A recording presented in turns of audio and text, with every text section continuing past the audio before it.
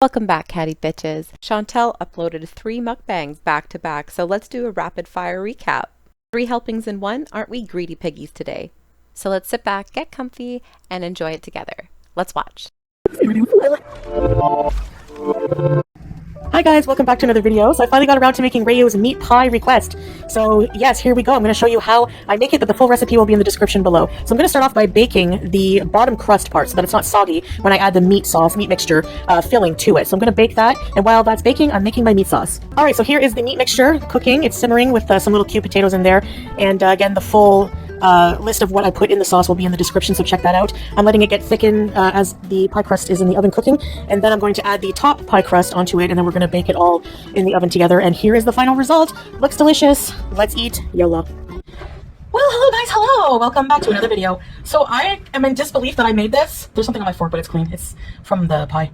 I'm just in disbelief that I actually made the meat pie. So Rayu, this is for you because you donated a while back, I think a couple months ago or so, to request a meat pie. This is the best of my ability, I think, for now. So I hope you enjoy it.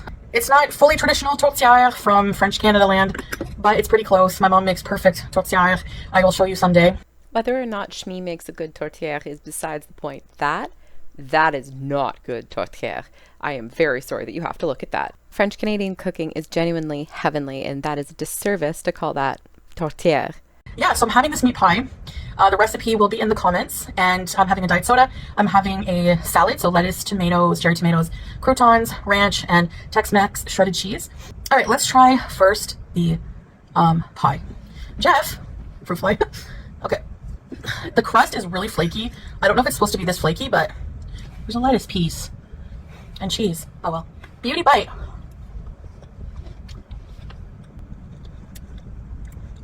Wow. That is so good. I'm in disbelief. The crust is really flaky. The meat sauce absorbed into it, like, It does taste like meat pie. I love it. That I'll take as a win. Salad. Alright. My stand was getting lower. Now don't hate me, but in my opinion, the real Canadian way to eat meat pie is with ketchup. So that's what I'm gonna do. Don't knock it till you try it. Just in case you don't know what to expect, this would be what I would consider more classic tourtière. I just had some packets handy, so. Alright, let's see here. Oh yeah, the crust is flaky, yummy. I know I'm gonna say that a lot. Little potatoes inside. Honestly, Jeff, he's eating a lettuce piece. Oh, I'll let him eat. Wait, don't flies regurgitate on your food? Oh well, whatever, I don't care. Fly vomit doesn't bug me. Garlic parmesan croutons. Is it me or my stand keeps going down? I swear. So this meal is for Rayu. I didn't forget about you, buddy. I've been really craving my mom's meat pie. That's why I made it. Now, there's different meat pies all over the world. How can a simple oil pie crust be so tasty? There's different ones all over the world. But yeah, in my family, it's tradition to make it at Christmas. So my mom will bake pies like months ahead, freeze them. That kind of thing. And then just pop them in the oven Christmas Day. Traditionally, they're supposed to be pork, but she'll usually make one with pork and beef and one without. My phone stand is definitely sliding down. But yeah. Let's see, the corner crust is thick.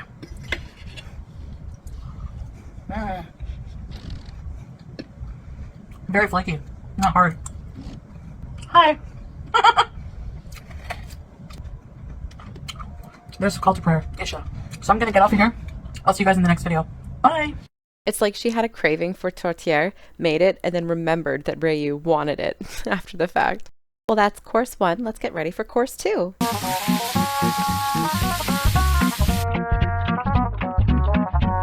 Well, hello guys, hello. I don't know if this is a better setup. You'll have to let me know because this is a little table I got from over there. Now, you can't get everything in view, but I just have some ranch sauce out of view. Let me open this hot sauce. This is the best chili garlic sauce ever. I'm telling you. All right, my biryani. I just used whatever spices I had, you know, mix the chicken with the rice. Diet Pepsi. There's no room for it on here. I don't know about this setup. Anyway, pickle, bismillah, beauty bite. Celery and ranch. plastic spoons. Whoa. The chicken is so tender. What the hell? eBay. That's really good. Very like aromatic with all the spices. And the chicken like cooking in the sauce. With my homemade tomato sauce. So I'm doing I wouldn't say a no spend at all, but pretty close. No spend for the foreseeable future. We are doing this challenge, which is why I haven't been ordering out. I haven't been going for like $8 coffee every day. It's basically because we have financial goals that, you know, we have to be prudent. I think someone got in trouble with her pseudo husband and is now on a leash. If we know one thing about our girl, it's that she's not really a thrifty person. I've seen some comments where it's like, I'm sorry that you're broke, blah, blah, blah. Yeah. It has nothing to do with being broke. We're definitely not poor. I mean, we have a nice place, we have a vehicle, we have food. To me, that's being very blessed.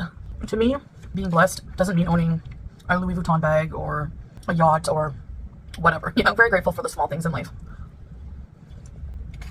But there's a reason. And sometimes you have to make sacrifices to get something else that you want in life or to build for a future. In my case, it's no secret, but I want to get out of financial debt. I want to have a stable financial future. I'm getting up there in age and I'm dealing greatly with the consequences of my actions of being stupid with finances for most of my life. Biryani just basically means like, it's like rice and meat, and you can make like mutton biryani, beef biryani, chicken biryani. It's just a rice dish, very popular in South Asia. This is not like, I don't know if there's like a proper way, but it's not a traditional way, really, but. So that's why I put up the post for fan sponsorships. I'm not asking people to sponsor like unhealthy meals. Sure, Jan. This is what she said. Hi guys, restarting viewer sponsorships, but not for places like Hardee's, etc. More for coffee beeses or interesting new restaurants you would like to see me try. Let's be real, if I went out every day and even just bought a coffee, that's close to 300 Canadian a month. Restaurants are even more. I am more than happy to go out for coffee bees or do whatever you want to see me do, but it will require some help. If you'd like to contribute, please send to my PayPal below, and thanks so much in advance. You can also send money to fund a bees of your choice, basically. Best comment was how much to do 30 minutes on the treadmill, and she said $1 million. I don't want people asking to go and like gorge on sweets or like fast food and stuff. What I mean is like, if, you know, I'm more than happy to go out, stuff like that, but if you want me to go out and do something specific that I wouldn't have budgeted for, or that, you know, because I'm doing the no spend thing, you'll have to pay for it. Like if you want me to go to a certain museum, or if you want me to go coffee bees, that kind of thing, you know? And nobody has to give anything, you know what I mean? Like I'm perfectly okay without it, but if you want to, you can. Yes, of course we have the money to go shopping, to buy coffee, but the point is, we are in like strict saving mode right now. So if we want to travel in the future and pay off my debts and save for a future nest egg or whatever, we have to sacrifice those $8 coffees right now. We have to sacrifice shopping at Lush. But if you want to see me do something and you have the spare change or whatever, that's what that fan sponsorship is for. And yeah, so let's do this chicken leg. It's so tender. Oh my god. Wow.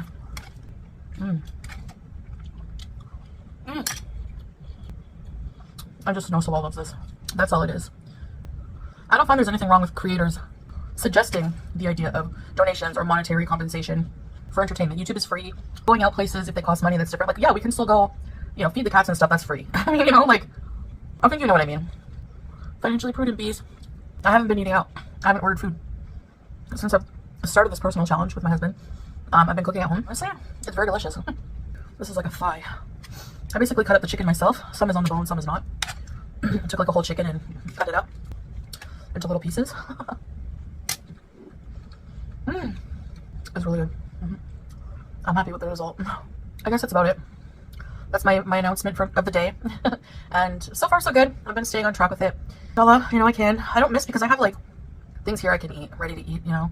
So I don't really miss just ordering food. Honestly, I don't even really think about it anymore. Like, I'm staying, you know, satiated with the food I have here. So anyway, yeah, I'll talk to you later, guys. Thank you. Bye. That was the biggest pile of bullshit, just like the amount of rice on her plate. You and I both know none of that was real. So I'll put her on a leash, and now she's on a spending allowance. All right, that was helping too. Let's choke down course 3. Hey guys, hello. Welcome back to another video. Okay, in this video, I am having some air fried chicken tenders, some French onion dip, some lemon and cumin chips, carrots, coins, cheese, medium cheddar, and some celery sticks and cherry tomatoes. And hey, how you doing? Bismillah. Oh, have a bit of a different setup. The gaming chair is in the gaming room. Since my husband Salah will be recommencing doing some gaming streams, so if you want to hang out, even if you don't like gaming, if you just want to chat, you're bored, having a life like me, feel free. Yeah, so yellow, let's go. So I'm going to be so in this video, I'm going to be appealing to the small group of you who like these scary mukbangs, scary story time mukbangs. You know, I haven't forgotten about you guys. I appreciate you guys, so this is for you. Let's try the cumin lemon. It works. Better with dip. 1, why is she always posing with her food like a kill? And 2, why does every fabric surface within her reach become a napkin? That poor abaya must be so greasy. Oops. So, what I'm going to talk about today, have you ever heard about the Ohio State Reformatory? It is one of the most haunted, supposedly haunted, places in America. So if you haven't heard about it, you're going to today. I don't want any dip for my tenders. They have like a spicy seasoning. Alright, let's get into it. Ooh, spicy. Sometimes I just like fixing little things like this for dinner. So, you may recognize the Ohio State Reformatory from a very famous movie called The Shawshank Redemption. It's a Stephen King novel, adapted movie. Actually, it was a short story. Wasn't it called like Rita Hayworth stuff or something like that?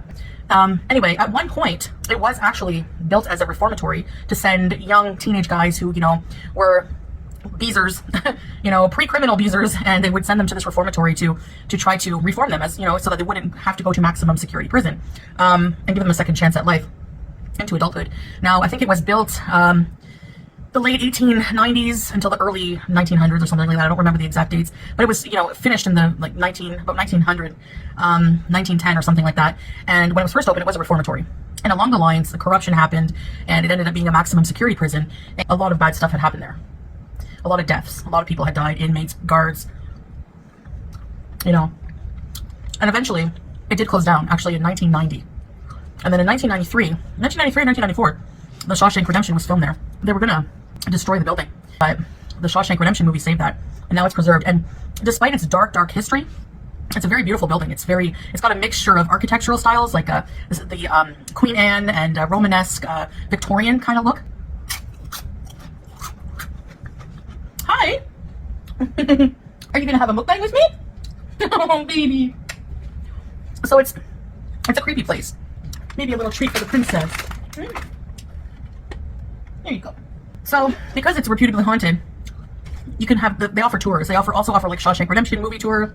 Some of the hauntings reported in that building. In the basement, most famous ghosts reported. One of them is a 14-year-old boy who was killed there, probably during the reformatory days since he was young, before it became a maximum security prison for men. His ghost or apparition materializes as a shadowy form that kind of flickers across the ceilings and the walls. But it's not a malevolent spirit. The reformatory does have some very malevolent spirits. One of those in the same spot in the basement being his supposed killer. People who go in the basement say they have just gives off a very foreboding energy when they witness this particular spirit. In the cell blocks, the east cell block is the most famous for being haunted. Mostly auditory hauntings, where you can hear the soft moans and agony of the tortured souls there. Probably something like this. Oh. Because, apparently, because of the cruel nature of the life there at the Shawshank, I'm going to call it Shawshank, many inmates have taken their lives there. This is the best supper. It took me 5 minutes. Well, the chicken took long, but I didn't have to do anything. Put it in, let it cook. It's real chicken, too. It's a Queenie brand. So good. Anyways, so that's the East Block ghost. Now, it gets creepier. It gets darker. You remember in the movie, The Hole, where inmates would get sent for extra punishment? It's like a solitary confinement. Well, the hole still exists, and you can go and see it in the guts of the penitentiary, if you're brave enough to venture down there. I'm not. But those who have gone into the hole, who were brave enough, reported feeling nauseous, having an overwhelming sensation of dread. It was really cold there. There were a lot of cold, really icy cold spots. And power of suggestion, or the ghost of a tortured soul having to live out their entire existence in the hole. Foodie, cut it out. You're not the actress that you think you are, sweetheart. Just stick to stuffing your face with chicken. You decide. The one that creeps me out the most is the room with a chair. It's just a room with no windows and a chair facing the door. Just something creepy to me about a big room with just a chair in it. I don't know what it is. And the room with the chair is considered the most dangerous room in the entire penitentiary. Why, you may ask? Well, I'll tell you. If you piss off the ghost, people have left that room with scratches. They didn't feel themselves getting scratched at the time, but when they left, they had scratches.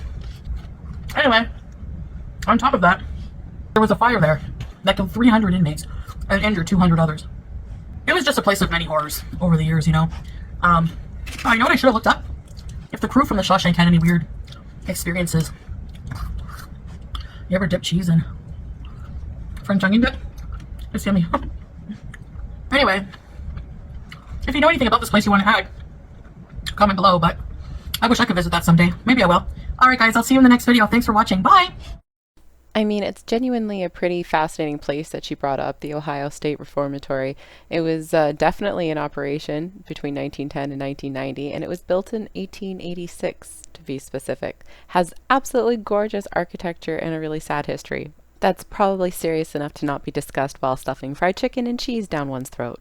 But thank you for coming back to Foodie's little history lesson and my triple dose of mukbangs for this weekend. I really appreciate you being here and on my channel. Consider subscribing. Have a great night. I'm dealing greatly with the consequences of my actions, of being stupid.